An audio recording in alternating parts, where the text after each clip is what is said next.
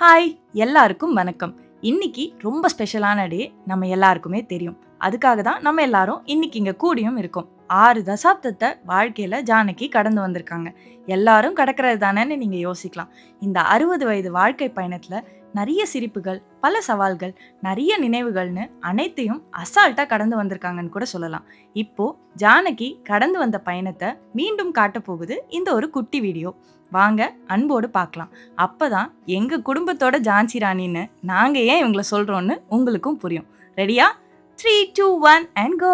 விசாலாட்சி வரதராஜன் தம்பதியினருக்கு 1965ஆம் ஆண்டு அக்டோபர் 10 மூத்த மகளாக பிறந்தாங்க ஜானகி. Done done done. சீரியஸா சொல்ற அளவுக்கு டாக்குமெண்ட்ரிலாம் இல்லைங்க. அன்பு, காதல், நிறைய ஃபேமிலி மெமரிஸ்னு அவங்களோட வாழ்க்கை ஒரு அழகான சினிமா மாதிரி தான். சுட்டித்தனத்தோட குறும்புக்கு அரசின்னு சொல்ற அளவுக்கு அவ்வளோ சேட்டை சின்ன வயசுலேருந்தே. ரொம்ப பயந்த சுபாவமான ஒரு ஆளாவும் இருந்தாங்க. ஜாயிண்ட் ஃபேமிலி செட்டப்ல வளர்ந்ததுனாலயா என்னன்னு தெரியலங்க, இன்னைக்கு வரைக்கும் அவங்களோட வாழ்க்கை குடும்பத்தை பத்தி மட்டும்தான் சுழண்டுட்டே இருக்கு. ரொம்ப ஆவரேஜா ஸ்கூலிங் படிச்சாலும் பாஸ் ஆகி வாழ்க்கையில முன்னேறதுக்கு தேவையான அறிவுத்திறனை வளர்த்து வச்சிருந்தாங்க. பாட்டு, வீணை, சமையல்னு பல கலைத்திறனை தனக்குள்ள வளர்த்துட்டே வந்தாங்க. ட்ரெடிஷ்னல் ஃபேமிலியில தான் வீடு, தான் குடும்பம், கசின்ஸ், சிப்ளிங்ஸ், பேரண்ட்ஸ், கிராண்ட் பேரண்ட்ஸ்னு இவங்க தான் நம்ம உலகம்னு வாழ்ந்துட்டு இருக்கும்போது ஒரு குட்டி ட்விஸ்ட் வந்துச்சு. உங்களுக்கும் கண்டிப்பா தெரிஞ்சிருக்கும், மிஸ்டர் சந்திரசேகர் தான் அந்த ட்விஸ்ட். லவ் ஒருத்தங்கள என்னெல்லாம் பண்ணுன்னு கேட்டிங்கன்னா என்ன வேணா பண்ணும்.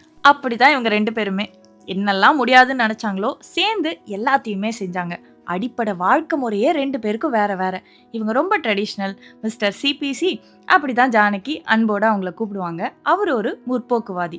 லவ்னா லவ், அப்படி ஒரு லவ். இன்னைக்கு வரைக்கும் மேட்சிங்கா தான் ட்ரெஸ் போட்டு போவாங்கன்னா பாத்துக்குங்களேன். நம்பலல்ல, கொஞ்சம் திரும்பி பாருங்களேன். 1985ஆம் ஆண்டு சுயமரியாதை திருமணம் இவங்களுக்கு நடந்துச்சு. நிறைய டிஃப்ரென்சஸ் வாழ்க்கையில இருந்தாலும் எல்லாத்தையும் சேர்ந்து சமாளிக்கலாம்னு நினைக்க மட்டும் இல்லைங்க. இவங்க 2 பேரும் இன்னைக்கு வரைக்கும் வாழ்ந்தும் காட்டிட்டு இருக்காங்க. கல்யாணத்துக்கு அப்புறம் படிச்சு வேலைக்கெல்லாம் போக கூடாதுன்னு சொன்ன காலகட்டத்துல டிகிரி படிச்சு முடிச்சதே கல்யாணத்துக்கு அப்புறம் தான் சொன்னா நம்புவீங்களா? எம்ஏ லிட்ரேச்சர் படிச்சு முடிச்சதோட மட்டும் இல்லாம கவர்மெண்ட் ஜாப்லயும் ஜானகி இருந்தாங்க. இவங்களோட சந்தோஷமான வாழ்க்கையின் அடையாளமாக ஒரு குட்டி பையன் விஸ்வந்த் பிறந்தான்.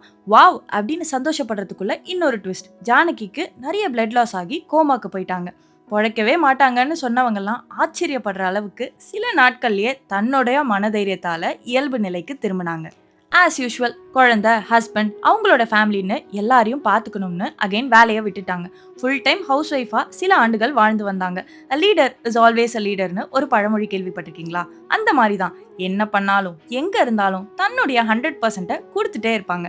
வாழ்க்கையில எவ்வளோ சவால் வந்தாலும் தன்னுடைய மன வலிமையை ஆயுதமா வச்சு ஓடிக்கிட்டே இருந்தாங்க. குழந்தை கொஞ்சம் வளர்ந்ததும் திரும்ப அலுவலக பணிக்கு போக தொடங்கினாங்க. இவங்களால என்னெல்லாம் பண்ண முடியாதுன்னு எல்லாரும் சொன்னாங்களோ அது எல்லாத்தையும் தன் கணவன் பக்கபலத்தோட செஞ்சாங்க. ஆடிட்டிங் ஃபீல்ட்லாம் ரொம்ப கஷ்டம், நிறைய ஊருக்கு போகணும், ஒரு பொண்ணு எப்படி அப்படின்னு கேட்கறதுக்குள்ள இது என்னடா பெரிய விஷயம்னு 25 வருஷத்துக்கு மேல டீம்ல தனி ஒரு பொண்ணா சக ஆண்களுக்கு சமமா இல்ல ஒரு படி மேல இருந்து அதே வேலையிலே இந்தியால இருக்கிற எல்லா மூலைக்கும் போய் வேலை செஞ்சு ரிட்டையரும் ஆயிட்டாங்க. இவங்க ஏன் இவங்க வாழ்க்கையில இவ்ளோ சவால்களை கடந்தாங்கன்னு தெரியுமா? நம்ம எல்லாருமே அதுக்கு ஒரு காரணம்னு சொன்னா நீங்க நம்புவீங்களா? ஏதோ ஒரு வகையில இங்க இருக்கிற நம்ம எல்லாருமே ஜானகி வாழ்க்கையில ஒரு முக்கிய பங்கு தான். ஏதாவது கண்டிப்பா நமக்காக பண்ணியிருப்பாங்க. யோசிச்சு பாருங்களேன், இல்லைன்னு கண்டிப்பா சொல்லவே மாட்டீங்க. ஜானகி எங்க எல்லாருக்குமே ரொம்ப ரொம்ப ஸ்பெஷல். தன் மகன், தன் கணவன்னு அவங்க வாழ்க்கையை மட்டும் பார்க்காம என் குடும்பத்துக்காக தான் நான், என் தம்பி தங்க பசங்களும் என் பசங்க தான், எல்லாருக்கும் நான் ஏதாவது செய்வேன்னு இருக்கிறதெல்லாம் சாத்தியமே இல்லைங்க. இவங்க மற்றவங்களுக்கு எல்லாத்தையும் கொடுத்து தான் பார்த்துருக்கோம். நான் இன்னைக்கு உனக்கு இதை பண்ணியிருக்கேன், நீ எனக்கு இதை பண்ணுன்னு இன்னைக்கு வரைக்கும் கேட்டு பார்த்ததில்ல. அடுத்தவங்க கஷ்டப்பட்ட உடனே போய் கேட்காமலே உதவுற ஜானகி எனக்கு இதெல்லாம் கஷ்டமா இருக்குன்னு கூட சொல்லி கேட்டதில்ல. நான் உங்க எல்லாருக்காகவும் இருக்கேன், கவலைப்படாத, பாத்துக்கலான்னு 60 வயசுல கூட சொல்ற தைரியமும் தன்னம்பிக்கையும் பார்த்தா ரொம்ப ரொம்ப வியப்பா இருக்கு. ஜானகி மாதிரி ஜானகி மட்டும்தான் இருக்க முடியும். பேரன் பேத்தின்னு எல்லாரும் இருக்காங்க. 60 வயசுல லைஃப் செட்டில்னு சொல்றவங்க மத்தியில ஜானகி என் கண்ணுக்கு ஒரு பாகுபலி மாதிரி தெரியுறாங்க. எங்க குடும்பத்துல இன்னைக்கு நாங்க ஒருத்தர் பேசிக்கிட்டு இருக்கோம் அப்படின்னா அதுக்கு ஜானகி ஒரு பெரிய காரணம். பல பேருக்கு பாலமா இருந்திருக்காங்க. ஃபேமிலிடா இப்படிதான் இருக்கணும், நம்ம தான் போய் பேசிக்கணும் அப்படின்னு அடிக்கடி சொல்லுவாங்க. ஜானகி எங்க எல்லாருக்கும் ஒரு பெரிய பொக்கிஷம். இந்த குடும்பம் ஒவ்வொரு நாளும் கொண்டாட வேண்டிய ஒரு நபர். இப்போ புரிஞ்சுதா நான் ஏன் ஜானகிய எங்க குடும்பத்தோட ஜான்சி ராணின்னு சொன்னேன்னு? எல்லாரையும் எப்படி அன்பு, பாசம் செலவு பண்ணி பார்த்துக்கிறாங்களோ, அதே மாதிரி அவங்களுக்காகவும் கொஞ்சம் நேரம் ஒதுக்கி அவங்கள பார்த்துக்கணும்னு கேட்டுக்கொள்கிறேன். 60 வயசு மட்டும் இல்ல, 90, 100ன்னு ஜானகிய கொண்டாட நாங்க எல்லாருமே காத்துட்ருக்கோம். வாழ்த்த வயதில்லை, வணங்குகிறோம். என்றும் ஜானகியின் விழுதுகளாய் உங்கள் நாங்க.